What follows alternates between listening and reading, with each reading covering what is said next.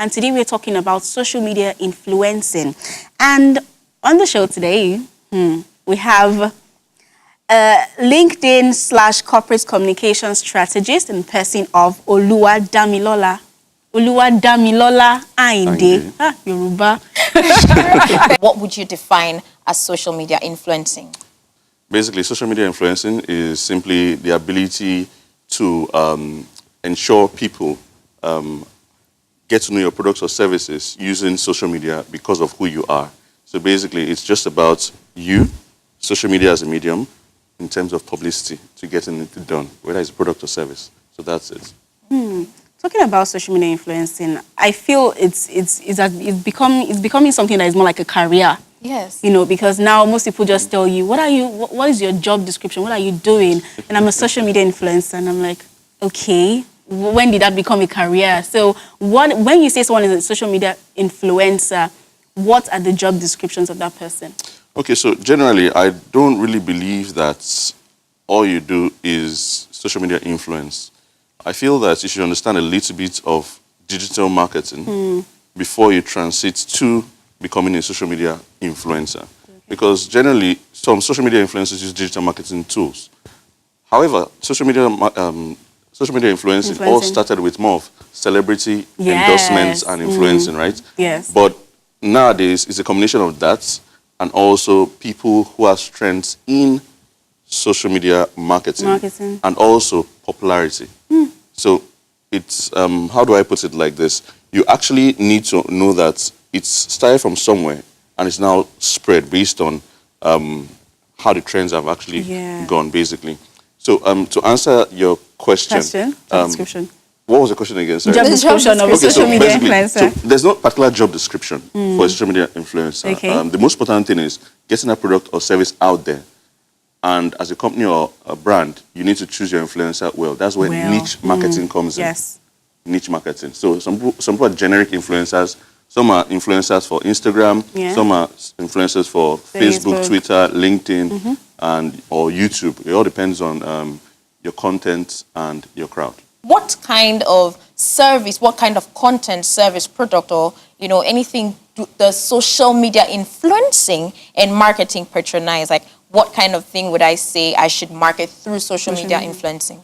Well, for me, social media influencing, you can market anything.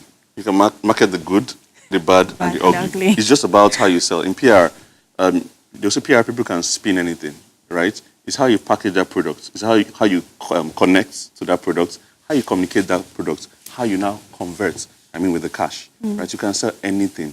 Let's take an example. You want to sell a particular bike. You want to sell a particular bike, and you're wondering, where can I sell it? You can sell it everywhere. If you go to Facebook, they will target. But I feel Facebook has more of quality and quantity, right, in terms of numbers. You also have quality. But if you go to places like Instagram, you can actually tell a story behind the bike with videos, short videos, and pictures. People tend to quickly, most of us, when we wake up in the morning, first thing you check is your Instagram, right? Yes. You move to YouTube, you can also sell videos. People want to sell videos and short snippets. If you go to LinkedIn, you find more serious people there, and then it's quite expensive to actually just put an ad there. You can tell the story. That's where social selling comes in. How can you be intentional about becoming a social media influencer? Okay, so in becoming intentional, the first thing is people become influencers sometimes by chance. You might do something, might go viral. Yes. And from there, you can build on it. Sometimes it might go viral, and you don't really care, and you move on. While some other people actually would educate themselves, build themselves around what they want to do. That's more professionally. Professionally. Even you don't have to be a professional to do everything. Okay. Everything you need is online. So basically, it's just about building your network over a period of time. That's why I use the word Okay, let me give an acronym. CCC. It's not the name of a church. Yes. It's not the name of something else. It's connect, communicate, convert. You connect, communicate, convert. You connect to the right people to build your network, right? You communicate with them regularly with content, social selling. Yes. You chip it. You don't have to initially start selling. You build your community. Then you convert. That's when you're now an influencer over a period of time. Right? It's very simple. Influence their thinking and ability to purchase goods and services. Exactly. How often do you do this? Because, I think it gets to the point where some people try to be influencers, but they they miss the frequency, Yes. the amount of times you should post, maybe in a day, in Yes. a week, the timing. So what would you say about when and how to post these Well, so what I believe is people have different ways of doing things. I know some people on Instagram who are not influencers. There's a particular guy that is really popular, top 10 right now. And what he did was, for the first 3 to 6 months, he was posting every day, about 10 to 20 pictures. A day, yes. Then what now happened was, he already had a personality. He had a personality offline that we all knew. He used to be into music. Okay. He had the crowd and all that. And based on that, then he started posting more viral content, creative content. Creative content, very important. So the clip you actually showed mentioned that creativity is key in building it. So what he did was, over a period of time, like I said, he already had the person. He was posting regularly, 10 to 20 a day. That strategy might not work for everybody. Because right now, if I connect with you and I see you're posting 20, 30 pictures a day, I may feel irritated, right? So let me take it. So the number of posts on Facebook a day will be different from Instagram, different from LinkedIn. You go on LinkedIn and do 20 contents a day. It waters down the quality of the conversation and turns it to quantity, right? So, like I said, 2 strategies: quality strategy, quantity strategy, or quality over quantity, anytime, any day. Then sometimes when people post regularly, they forget something. The use of hashtags. It actually helps. The use of hashtags. When you post sometimes on Instagram, try doing 15 hashtags. It doesn't kill you. When you put your hashtag, create a space, hashtag, create a space. Use hashtags that are more relevant to what you're talking about. Catchy. Very catchy, but also relevant. So, for example, if I'm posting about a particular place I've been, like here, I would use the location as a hashtag. I would use what I do there, maybe fun. Okay. Right? Sometimes this hashtag, you'll have an idea of the number of people that have viewed the hashtag, have used it. That will increases the number of people that will see what you're doing. That's why when you use some particular hashtags, you notice that you have some people liking it outside the country. Yes, didn't know. I know we have social media influencers like Instagram, we have Twitter, you know, you call a particular name and like, the social media, it means an Instagram influencer. You call someone's name like, Facebook. Someone's name, you say, Twitter. But LinkedIn is on the low. People are not really tapping into it. And I like you were telling me that it is something that people really need to look into. So why? Why? Because it adds value to you, adds value to your brand, and adds value to your product. So let me take it again. LinkedIn is very important. 10 years ago, people were not really serious about it. I think we had less than 1 million people from Nigeria alone on LinkedIn. But now the numbers are really, really high. Let's just take like a pause there. We have a caller. Hello, George. How does one try to protect him or herself on the social networking site? Because I know you get to put out your information there and things like identity theft exist. So what does one do if such a thing happens? Beautiful question. The first thing I would say is I always encourage people who don't actually do this. First of all, separate your brand from your person. Separate your brand from your person. For example, on Instagram, people tend to use the same thing for my hair business as their personal pages, and then they go to a particular popular blog on Instagram and make comments based on their personality, right? Based on who they are, and confusing the brand. So how do you protect yourself? Now, on your personal page, you can actually, because of who you are, you can actually privatize your views. So basically, you make it private. There's so many things you can do from the back end of Facebook, Instagram, and all that. Make that very, very private. You don't, especially as you grow, you now add or accept people that actually are on your network that you know in real life, or people you've probably met at events and all that. Separate that from your brand. Now, what he's referring to is crisis management in public relations, right? Yes, of course. So what happens when things go wrong, especially like identity theft? You check my Facebook, Twitter, LinkedIn, and Instagram. Everything is the same social media handle, right? Now, everybody knows this is my social media handle. I've grown them over a period of time, some 2008 and above. But what I try to do is I'm consistent in what I post in such a way that you can tell my personality based on online. So one or two of my handles are private, but others are public. In the case whereby you actually have identity theft, chances are your real followers who know who you are will be able to protect you. So what happens is when you notice that someone will just call you, I saw a picture of someone's page, what's going on? But guess what? Those are the kind of people that will actually be the first to report it. Before you asked, we took that call, you're talking about LinkedIn. So let's go Yes, back to that. yes. Okay. I grew my network over a period of time by connecting with the right people. I ensured that my content, which may not even be consistent, I ensure that my content, my typos, I always cross-check them, error-free. I always ensure they're error-free. And then luckily now you can edit and all that. Yes. So over a period of time, I grew that. And now I'm beginning to convert because basically people are adding me up regularly. Yes. Okay, fine, I have about 15,000 followers right now.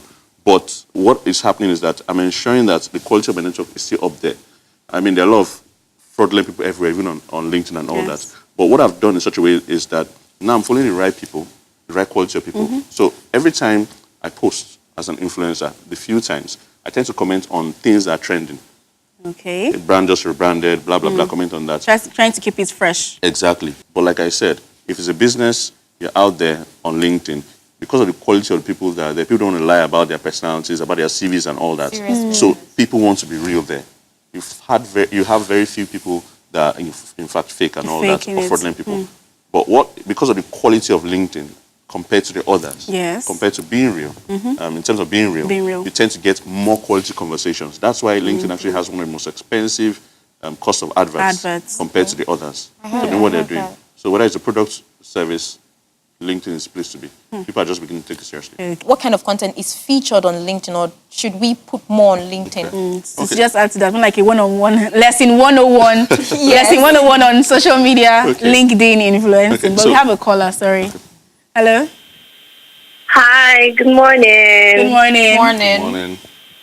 Okay, so I have a question about social media influencing, especially in the Nigerian set. Now, one thing I've noticed is that social media influencers in Nigeria have always turned themselves into demigods. So now, how do you actually balance social media influencing and whatever, personality, do I call it clash now, or that crossover between extra pride when you feel like you can do anything and you charge people extra and you have that sort of heightened self-worth? How do you balance it? That's a beautiful one, actually. Basically, I tell people that, let me take it from a brand perspective, then I'll take it from a personal perspective. From a brand perspective, before you spend any amount of money on a social media influencer, you need to do your homework. The truth is, a lot of social media influencers have actually over, in quotes, monetized what they do. Now, do your homework. Understand if that social media influencer is for your brand, first of all. Don't just go in there. The second thing is, apart from knowing if the person is for your brand, unfortunately, for many years, a lot of these influencers, I won't give a particular percentage, but many of them actually have used fake followers for a long time. Now, there are free tools online to know who has fake followers and non-fake followers, or in quotes, robots, online robots. Let me tell you apart from the tools, you do your research. There's some that are paid, they're brand names, right? But there are some that are free. So what you should do is do your homework to find out who has robots, who doesn't have robots. Luckily, some platforms like Twitter and all that have started filtering out the fake followers. That's why you all of a sudden someone has 900,000 followers. He wakes up in the morning, he has 25,000 followers. How lucrative would you say social media influencing is? Okay, so social media influencing, it's quite lucrative for those that have built the brand. Sometimes, in some few cases, you go viral. And in going viral, at that point in time, you are hot. Everyone knows you. At that point you. in time, you can jack up your price. It's quite lucrative, but it's relative. So it simply means that Mr. A can charge 50,000 naira for a post, and that Mr. B can charge 500,000 naira for a post. It all depends on the quality of his followers, the quality of his content, the quality of the conversations around his content, and probably how long he's been around. And sometimes, there's something we've actually forgotten, how to, social media influencing is not just social media. There has to be a healthy balance between offline and online. People forget the offline. So what happens offline? What happens offline? Sometimes you take the conversation offline. So sometimes you see someone on social media and that's it. When it comes with the offline is when that conversation, based on the person we've seen online, comes to the offline. So, for example, I'm a brand. I need somebody to actually do this product or service for me on this page. I can create an event and invite that person at a slightly more cost. Because of how popular you are online, a lot of followers want to meet you offline. Yes. And it comes with attraction too. So it's quite influential, especially if you have a healthy balance between offline and online. So we're about to wrap this conversation up, but I won't let you go until you give a word or two to anyone out there that wants to become, especially LinkedIn. I want to be particular about LinkedIn because, you know, there are so many people that have not tapped into it. So I want you to talk to someone out there about LinkedIn and how they can, you know, tap into the benefits of being a LinkedIn influencer. Okay, so on the final note, no man's an island. Everything you need is online. You can actually get yourself educated online. You can follow influencers to become an influencer. However, there's nothing like being dedicated to what you do. For you to be an influencer, everyone can influence something in their particular way, in their particular community, in their particular environment. But it all starts with a strategy. Connect, communicate, convert. If there's anything you need to understand the most, is that connect, communicate over a period of time, and convert. To enjoy more interesting episodes of Tea or Coffee, then like and subscribe.